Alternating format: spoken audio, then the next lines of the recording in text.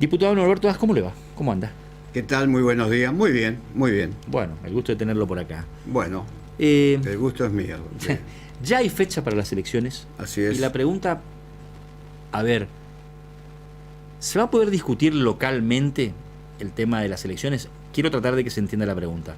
Con esta inflación, con este daño que se le está haciendo a la gente permanentemente, con esta inflación que no para y que está socavando la capacidad de ingreso de la gente, que recibe aumentos pero que igual siente que no le alcanza y permanentemente pasa, ¿nos vamos a poder meter en la problemática local o es tan fuerte el efecto arrastre? ¿Qué piensa? Creo que las dos cosas van a estar en la discusión en la sociedad. Primero, creo que Corrientes tiene y ha generado hechos significativos con los distintos procesos electorales en los cuales consistió siempre separar una cuestión de la otra y que no existan interferencias. Es decir, que cuando los correntinos puedan votar por sus cuestiones locales, que no hayan interferencias externas de nivel nacional. Y cuando ocurre elecciones nacionales de la misma manera, generando la posibilidad para que el correntino pueda realmente elegir lo que cree que es mejor para su provincia, pero también qué es lo mejor para su nación. Lo cierto es que hoy estamos en una situación por demás complicada en términos nacionales, vinculado con la cuestión social, con la cuestión económica, fundamentalmente con la enorme inseguridad que hay, y básicamente este proceso inflacionario que nos está arrastrando a todos. Obviamente que es un tema que se va a colar en la campaña, pero también en ese contexto tan negativo que vive la sociedad argentina, en Corrientes de alguna manera se está haciendo un esfuerzo enorme para contrarrestar. A ver, porque Corrientes no es una isla, Corrientes es parte de la Argentina y padece los problemas de la Argentina.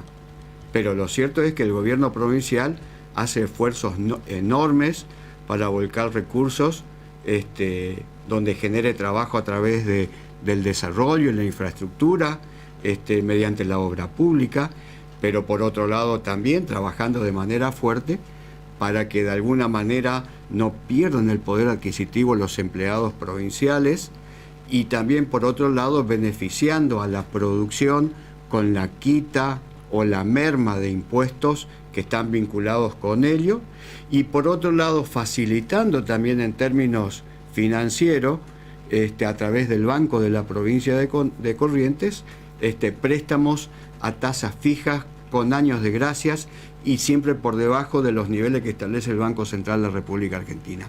Es decir, que Corrientes tienen claro cuál es la situación y avanza en ese sentido. Ahora la cuestión es compleja, Norberto, porque la crisis es...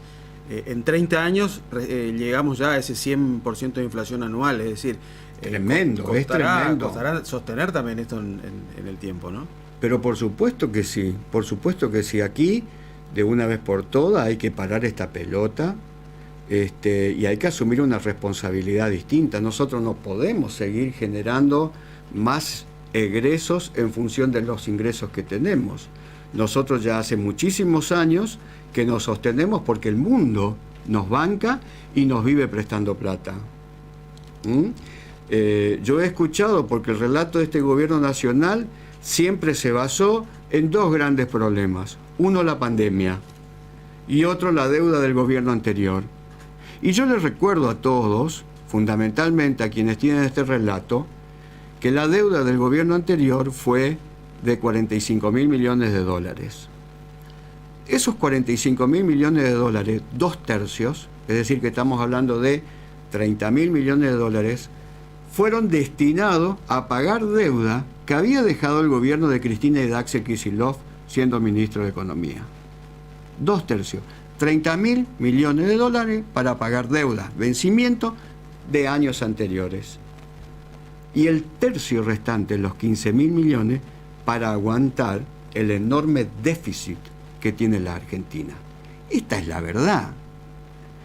Algunos podrán cuestionar si la toma de estos empréstitos fueron en dólares o en pesos. Eso es otra discusión que podemos tener.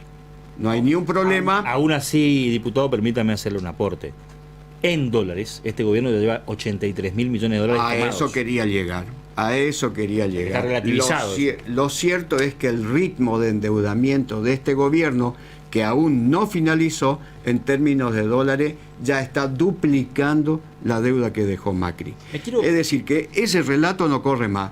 Y el relato de la guerra Ucrania-Rusia, indudablemente que ha influido en el mundo, pero nuestros países vecinos, los que son linderos con nosotros, inclusive se vieron beneficiados de esa situación y han tenido crecimiento económico. Brasil tiene una tasa de inflación muy baja y ha podido incorporar muchos recursos en su tesoro, al monto tal que hoy, si Brasil se le ocurre pagar su deuda pública, pero también la privada, le quedarían todavía reservas. Sí, sí, está mucho más fortalecido, claramente.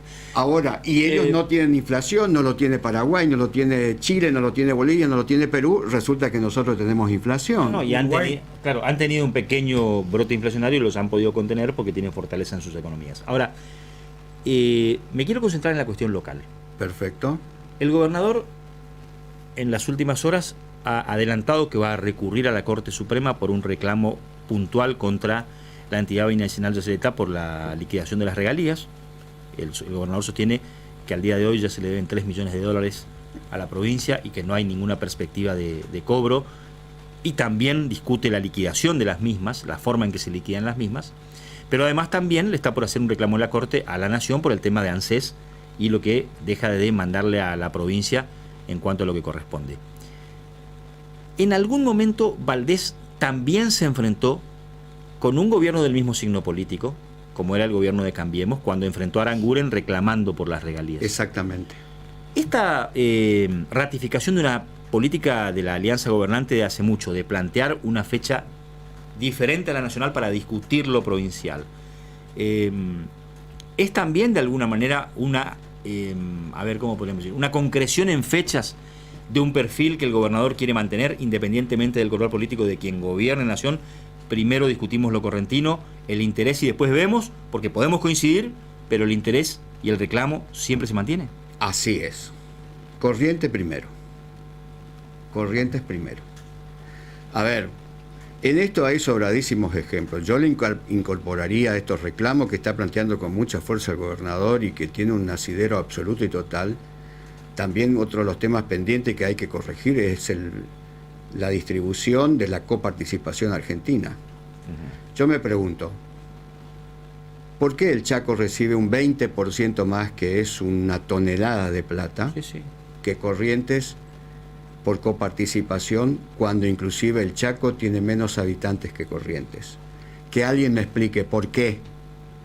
¿Por qué el Chaco recibe el 20% más de recursos que Corrientes, teniendo menos habitantes que Corrientes? Bueno, ahí está el famoso punto de coparticipación que se le quitó a Corrientes en su momento. Bueno, esto es una cuestión que hay que discutirlo también llegado el momento. Pero además de eso, también nosotros vemos cómo a lo largo de estos últimos tiempos, no solamente Corrientes, porque a ver, las otras provincias y que tienen el mismo color del gobierno nacional, también padecen muchas cosas similares. El tema del transporte es una cuestión vergonzosa, cómo se distribuyen los recursos en la Argentina. Pero concretamente creo que el mensaje de Valdés y el mensaje de ECO más vamos, el mensaje, mejor dicho, de Encuentro por Corrientes más Vamos Corrientes, siempre ha sido poner primero la agenda de los correntinos. Por eso muchas veces le reclamamos también a nuestros legisladores nacionales que tienen que trabajar en el mismo sentido, acompañando las políticas de un gobierno provincial, independientemente del color político, porque estamos los correntinos detrás de esto, ¿no? A ver, hace una semana la Federación Económica de Corrientes convocó a todo el mundo para discutir el tema de la autovía y para discutir el tema de la Ruta 12. Lo cierto es que nos podemos dar cuenta ahí que hay legisladores nacionales de Corrientes que tendrían que defender la posición de Corrientes y no lo hacen. Y terminan diciendo públicamente, no, sí, hemos logrado que en el presupuesto nacional se incorporen recursos para resolver la Ruta 12 desde Riachuelo hasta Salada en un esquema que se denomina ruta segura, que es asfaltado de banquina y terceras trochas en algunos lugares.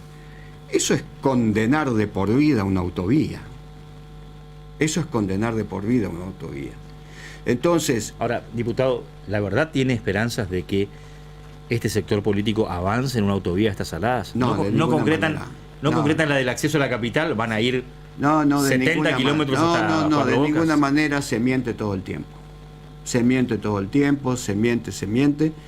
Lo cierto es que nosotros tenemos que pensar en algo distinto, dejar de hablar de estas cosas y tenemos que hablar de futuro.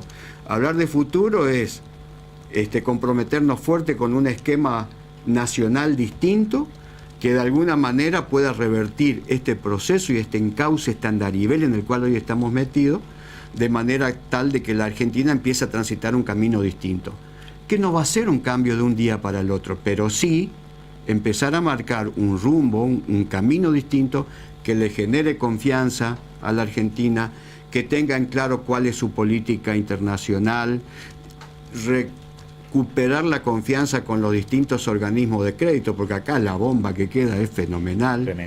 Tremenda, y va a haber que trabajar y atender eso, y no va a haber que echar la culpa al gobierno anterior, como hace este gobierno. Ya decía Angela Merkel. Angela Merkel decía, cuando un candidato se presenta ante una sociedad y le dice que va a solucionar los problemas de su nación, es porque los conoce. Una vez asumido, no le puede echar la responsabilidad al anterior, porque de hecho lo conocía. Eso significa que es una actitud absolutamente de mediocridad. Y la verdad que tiene razón Angela Merkel, La verdad que tiene razón. Usted, diputado, forma parte del Parlamento del Norte Grande, viene trabajando. ¿Nota algo, digamos, algo diferente en los legisladores, en sus pares del Norte Grande, más allá de la cuestión de la identidad política? Digo, en esta necesidad que tiene la República Argentina de avanzar hacia un verdadero... de avanzar hacia un federalismo, que es lo que realmente está plasmado en la Constitución y demás, y que todos soñamos que sea así por el reparto de los recursos.